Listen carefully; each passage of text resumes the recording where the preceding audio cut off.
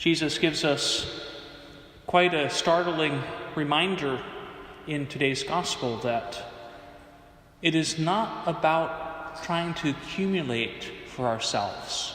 You see, sometimes we want some security. We want to have either possessions or answers that we can figure out so that we can rest on our own understanding.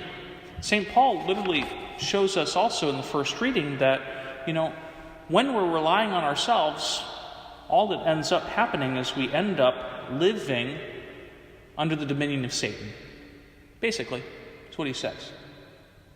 That when we're relying only on ourselves, when we're not putting our faith in Jesus, in the grace that he gives to us, in the way in which he leads us, we can basically end up doing things completely and totally opposite of the gospel. Instead, we are reminded that Jesus is looking to save us by grace, by his grace, so that in him, confident in him, we can then do the good works that we're called to do. Not that our good works would then somehow be something we could then trust in to have God accept us. It's the other way around. God already accepts us. God already loves us. He already wants to give us grace. We basically have to kind of surrender to it. This great mystery was one that St. John Paul II spoke often about, in terms of knowing Jesus Christ to be a focal point in history, not just past history, but literally a focal point even in today's history, to know that he is concerned about the smallest child, all the way to the oldest person, every nation, every family. He has this great love.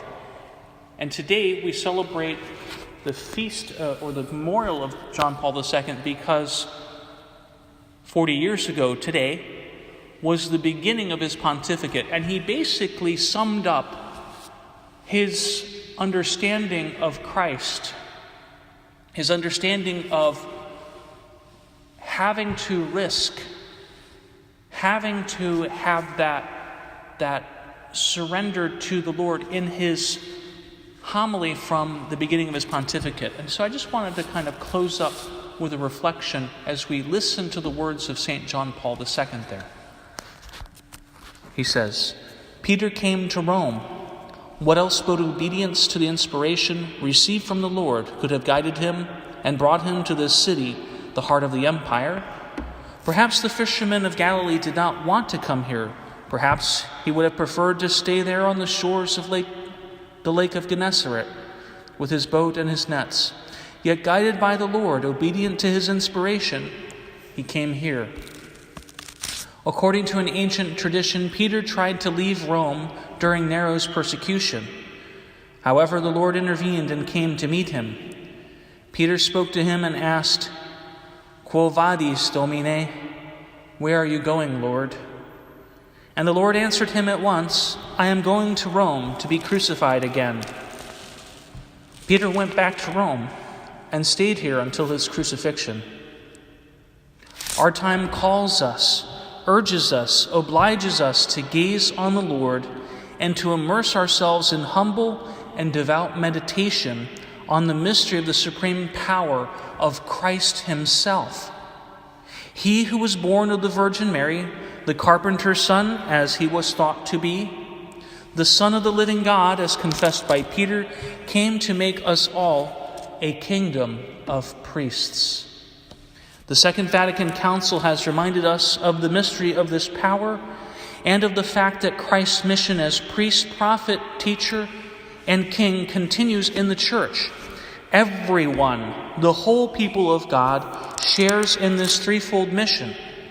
Perhaps in the past, the tiara, that triple crown, was placed on the Pope's head in order to signify by that symbol the Lord's plan for his church. namely that all the hierarchical order of Christ's church, all sacred power exercised in the church is nothing other than service. Service with a single purpose, to ensure that the whole people of God shares in this threefold mission of Christ, and always remains under the power of the Lord, a power that has its source not in the powers of this world, but instead in the mystery of the cross and the resurrection. The absolute and yet sweet and gentle power of the Lord responds to the whole depths of the human person, to his loftiest aspirations of intellect, will, and heart. It does not speak the language of force, but expresses itself in charity and truth. The new successor of Peter in the See of Rome today makes a fervent, humble, and trusting prayer. Christ, make me become and remain the servant of your unique power, the servant of your sweet power, the servant of your power that knows no dusk. Make me a servant, indeed the servant of your servants. Brothers and sisters, do not be afraid to welcome Christ and accept his power. Help the Pope and all those who wish to serve Christ, and with Christ's power to serve the human person and the whole of mankind. Do not be afraid. Open, I say, fling wide the doors to Christ, to his saving power. Open the boundaries of states, economic and political systems, the vast fields of culture, civilization, and development. Do not be afraid. Christ knows that which is in man.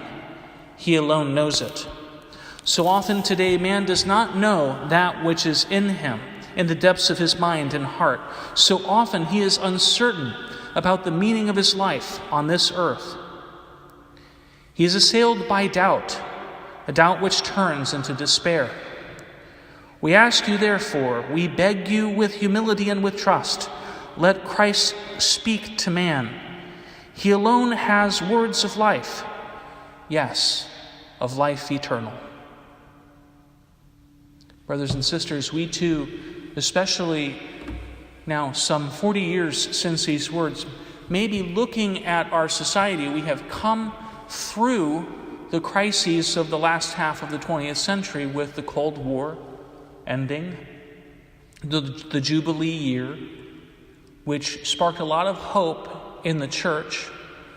Then, of course, we went through the difficulty of 9/11, a beginning in our country of a war, quote-unquote, on terrorism, a complete shift in our society from one of relative security to one of uncertainty and fear, then scandal even in the church coming out to light. 16 or so years later, seeing that not much has happened to really actually change things. And we can maybe be a bit uncertain about our culture and our future. And so today, these words of John Paul II speak to us, even each and every single one of us, because even in our own personal situations, we may not know what to do, what we are really about. These words remind us that we are called first and foremost to open wide the doors of our hearts to Christ. Because then, when we open wide the doors to Christ inside ourselves, we can then help shape culture, the economic system, the political system, because it's made up of individuals.